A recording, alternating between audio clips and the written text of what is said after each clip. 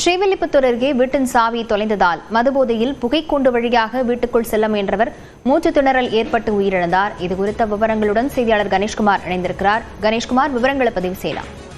லாவண்யா, விருதுநகர் மாவட்டம் ஸ்ரீவில்லிபுத்தூர் அருகே மம்சாபுரம் பகுதியைச் சேர்ந்தவர் பிரபாகரன். கூலி தொழிலாளியான இவர் மதுபோதைக்கு அடிமையானதால் இவரது மனைவி கோபத்தில் தனது பெற்றோர் வீட்டில் கடந்த சில நாட்களாகவே வசித்து வருவதாக கூறப்படுகிறது.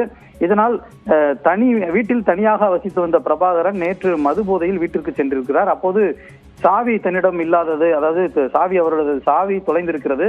இதன் காரணமாக வீட்டிற்கு எப்படி உள்ளே செல்வது என திகைத்து நின்ற அவர் வீட்டின் மாடியில் இருந்த புகைக்கூடு வழியாக எப்படியாவது வீட்டிற்குள் சென்று விடலாம் என முயற்சித்து புகைக்கூடு வழியாக உள்ளே இறங்கி இருக்கிறார்.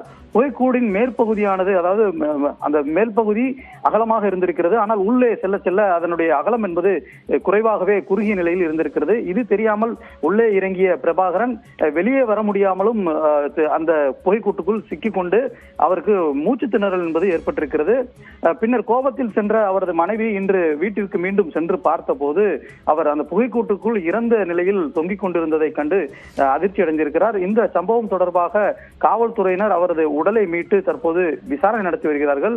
சாவி தொலைந்ததன் காரணமாக புகைக்கூடு வழியாக வீட்டிற்குள் செல்ல முயன்று ஒரு இளைஞர் ஒருவர் உயிரிழந்திருக்கக்கூடிய சம்பவம் என்பது இந்த பகுதியில் பெரும் சோகத்தை ஏற்படுத்தியிருக்கிறது. இந்த விபரீத முயற்சியால் ஏற்பட்டிருக்கக்கூடிய இந்த சம்பவம் குறித்து காவல்துறையினரும் தொடர்ந்து விசாரணை நடத்தி வருகிறார்கள்.